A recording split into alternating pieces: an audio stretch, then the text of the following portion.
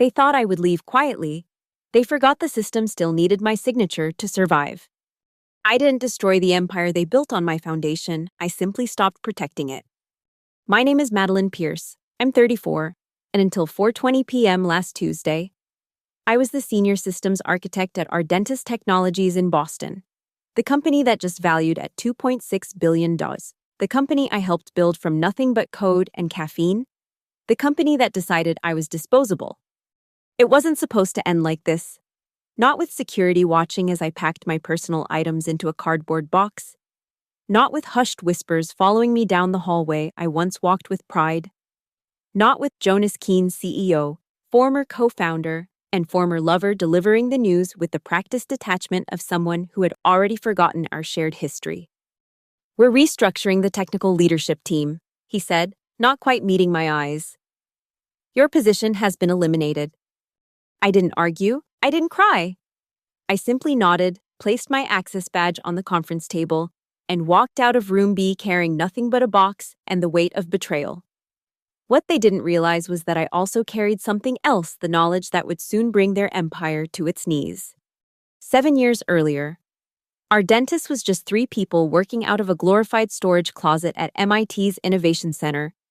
Jonas had the vision using AI to revolutionize gene sequencing analysis. I had the technical skills to build it. Our third co-founder, Raj Patel, had the medical knowledge to guide implementation. We were hungry, idealistic, and naively trusting.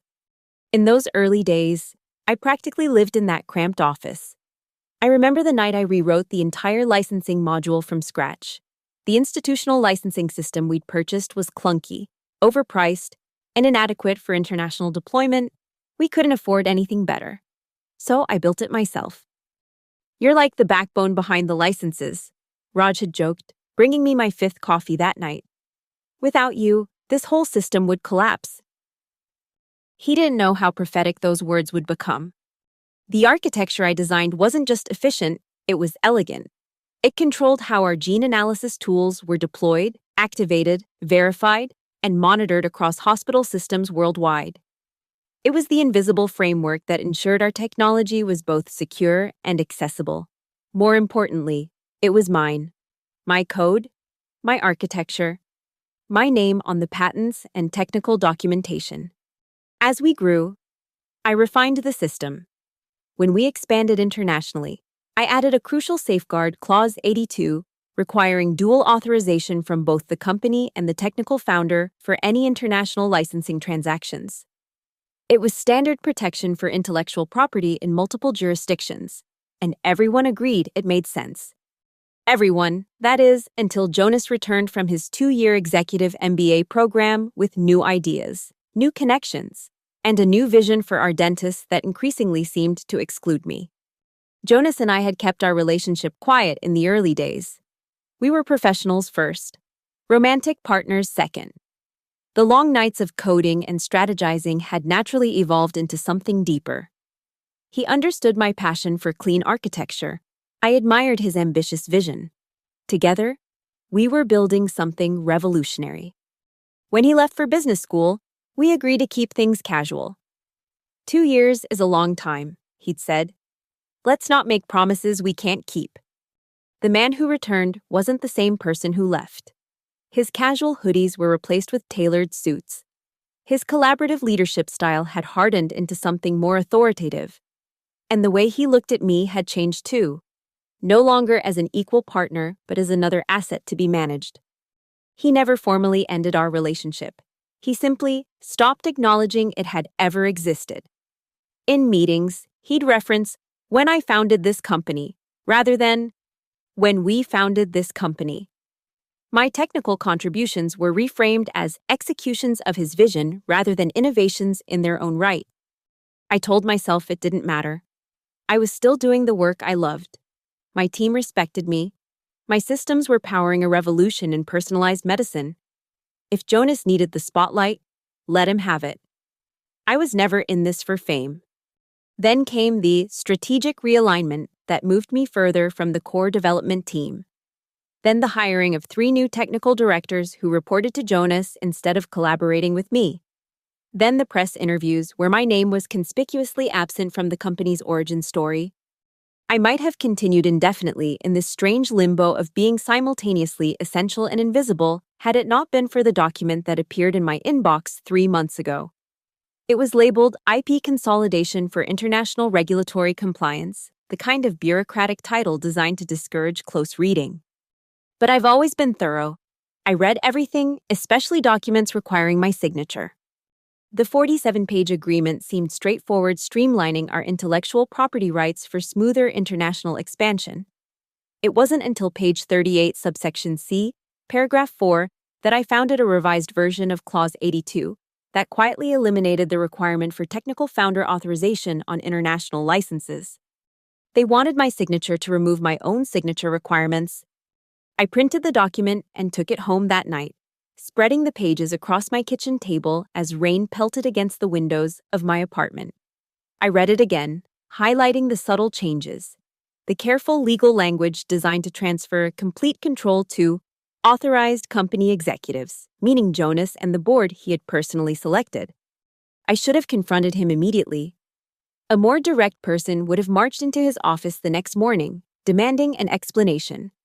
But I've always understood systems better than people, and systems told me everything I needed to know. That night, I logged into our infrastructure remotely and examined the identity management system for our international licenses. My access was still intact. My verification protocols were still in place. The system still recognized me as the original technical architect whose authorization was required for all international deployments. They hadn't yet updated the technical infrastructure to match their legal maneuvers. They needed my signature first. I made a decision then. Sitting at my kitchen table, surrounded by papers that documented my planned obsolescence, I would sign a modified version 1 that maintained my authorization requirements for international licenses while appearing to grant what they wanted for domestic operations. The next day, I returned the signed document with a polite note about minor adjustments to ensure regulatory compliance in Asian markets. The legal team, none of whom understood the technical architecture, accepted it without question. Then I went back to work as if nothing had changed, while quietly reinforcing the safety mechanisms I had built years ago. I added a new verification system if my authorization was removed without proper dual authentication. The entire international licensing system would enter maintenance mode, effectively freezing all operations until properly restored. I backed up the authentication code on a private server secured with biometric verification. I documented everything meticulously, storing the files in an encrypted drive that only I could access. And then I waited. The promotion came 2 weeks later.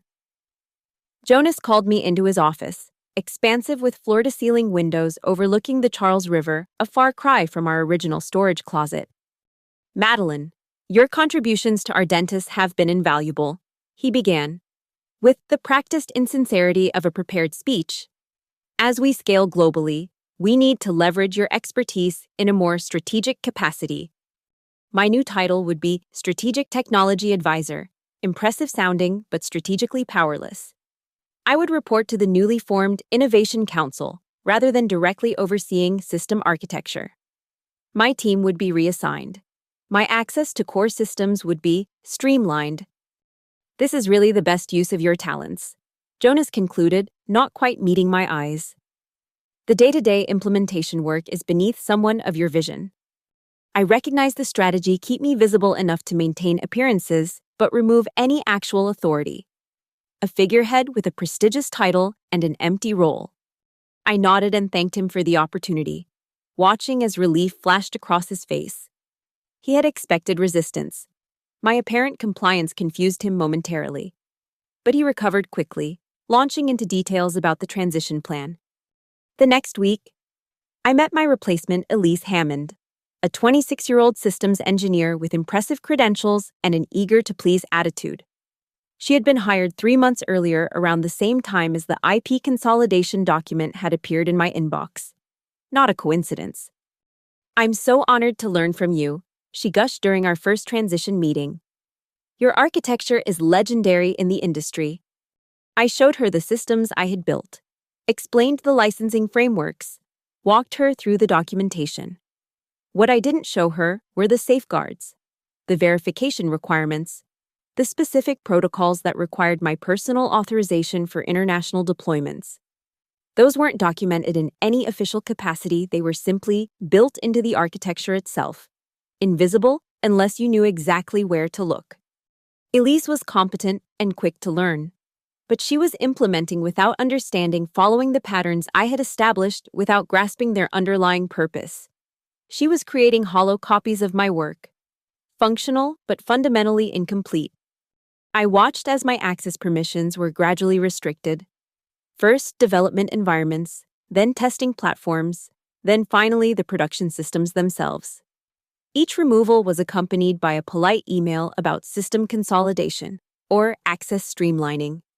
I responded to each with professional acknowledgement, never protesting, never revealing that I was monitoring the dismantling of my own authority. The final notification came on a Tuesday morning.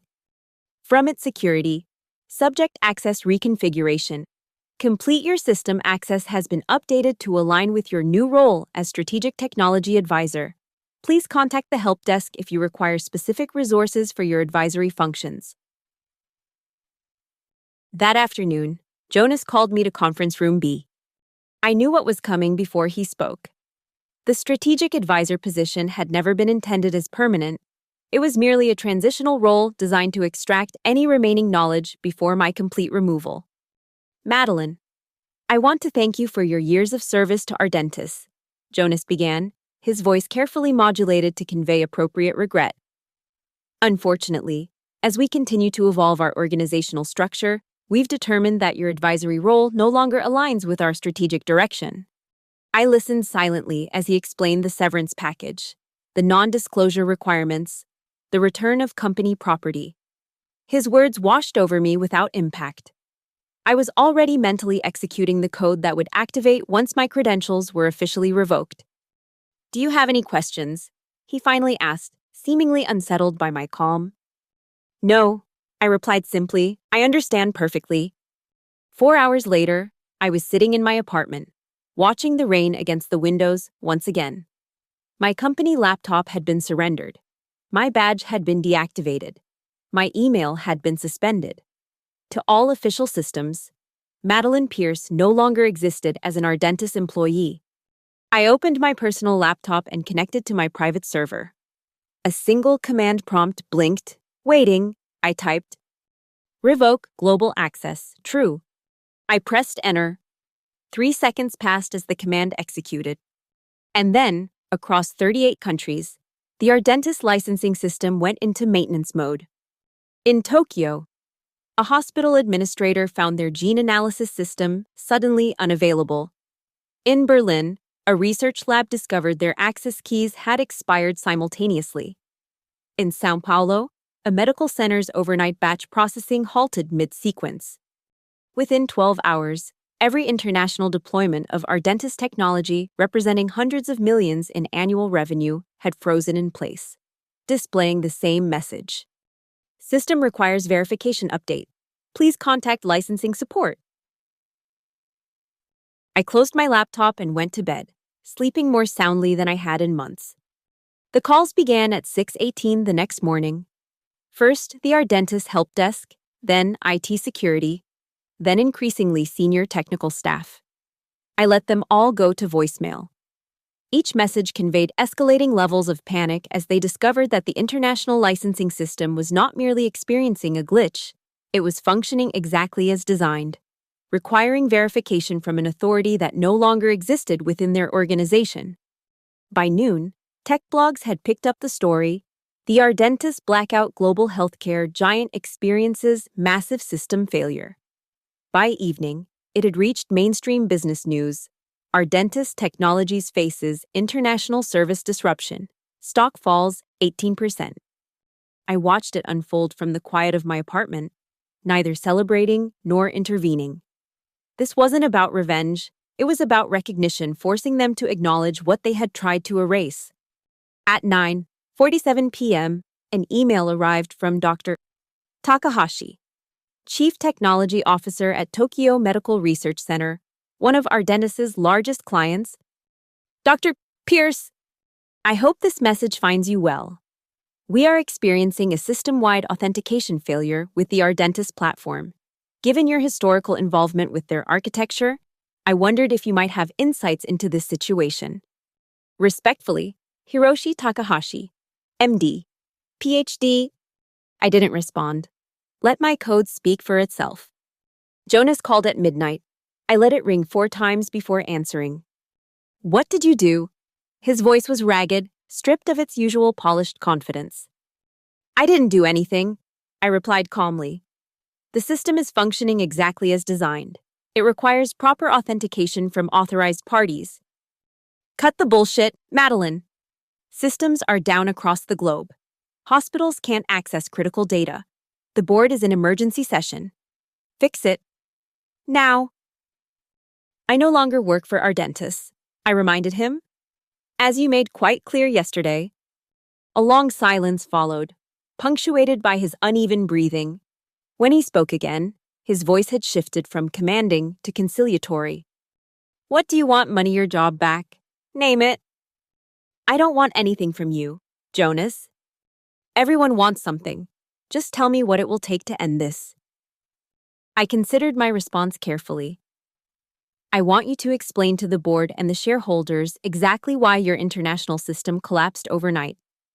I want you to tell them that you fired the one person you couldn't replace not because of performance or redundancy, but because you wanted to erase my contribution to what you now call your company. That's insane. I can't. Then I guess you have a problem. I ended the call and turned off my phone. The next morning, I received a courier delivery containing a formal letter from Ardentis' legal department alleging breach of contract, sabotage, and various other violations. I filed it away without response. Their threats were empty. I hadn't violated any laws or agreements. The system was functioning exactly as it was designed to function, exactly as documented in the technical specifications that bore my name. 3 days into the crisis, Ardentis issued a press release blaming the outage on a cascading authentication failure in our international verification protocols. They assured clients that their technical teams were working around the clock to implement a resolution. What they didn't say, what they couldn't say without admitting their own culpability, was that the simplest resolution required only my verification signature on the international licensing system. On day 5, Jonas appeared at my apartment door. He looked haggard, his tailored suit wrinkled, his eyes shadowed by sleepless nights. This has gone far enough, he said when I opened the door. People's lives depend on our technology. I'm aware of the emergency backup protocols, I replied. All critical patient data is still fully accessible. Only new analyses and non-emergency functions are paused. He ran a hand through his disheveled hair. The board wants to offer you reinstatement, full restoration of your previous role and responsibilities, plus a significant equity adjustment. I'm not interested in coming back. Then what a consulting contract, name your price. We'll pay whatever you ask. I studied him, this man I'd once respected, once loved. There was no recognition in his eyes, no acknowledgement of our shared history or what he had systematically dismantled. There was only the desperate calculation of a CEO watching his company's valuation hemorrhage by the hour. I don't need your money, Jonas. I need you to understand what you've done, not just to me, but to the system we built together. You tried to remove the foundations while keeping the structure intact. That's not how engineering works. For God's sake, Madeline, this isn't about engineering principles. It's exactly about principles. You can't build something meaningful by erasing its origins. I closed the door on his protests and returned to my laptop. I had received 14 job offers since the news broke, executives finally recognizing the architect behind the system they had depended on. I wasn't interested in any of them. I had something else in mind. 2 weeks after what the industry now called the Ardentis incident, I signed a lease on a small office space in Portland, Oregon, far from the Boston biotech hub, far from the shadows of my past. I invited 3 former Ardentis employees who had been casualties of various restructurings, people whose contributions, like mine, had been systematically minimized. Together, we founded Pierce Licensing Solutions, not another medical technology company. but a licensing architecture firm specifically designed to create robust, ethical, and transparent licensing systems for companies in regulated industries. Our first project was rebuilding from scratch what I had originally created at Ardentis, but better. More transparent, more humane. With explicit recognition of every contributor embedded in the code itself, and with clear mechanisms for authorized shutdown if necessary. We worked at a deliberate pace, not the frenetic rush of a startup chasing valuation, but the measured confidence of experts who understood the true value of what we were creating. 6 weeks after we opened our doors, we received our first major client, Tokyo Medical Research Center, who had terminated their Ardentis contract after weeks of unresolved service disruptions. Dr. Takahashi flew to Portland personally to sign the agreement. "We value systems built on integrity," he told me, both technical and personal. 3 more former Ardentis clients followed within the month. Not because we were cheaper or faster, but because we offered something more valuable: stability founded on respect rather than exploitation. Meanwhile, Ardentis was imploding. An internal whistleblower leaked documents revealing the systematic plan to remove me without proper IP transfer. The board suspended Jonas pending investigation. Quarterly reports showed a 70% drop in international market share. I took no pleasure in their collapse. What I had built had been valuable, had served an important purpose in healthcare worldwide. Its dismantling wasn't a victory, it was a waste. The predictable outcome of valuing ownership over stewardship. 8 months after founding Pierce Licensing Solutions, I received an invitation to speak at the International Licensing Protocols Conference in Geneva. Standing before an audience of industry leaders, I didn't tell the story of my departure from Ardentis. Instead, I outlined our new framework for ethical licensing architecture, one that recognized the human elements of technological systems. Code doesn't exist in isolation, I concluded.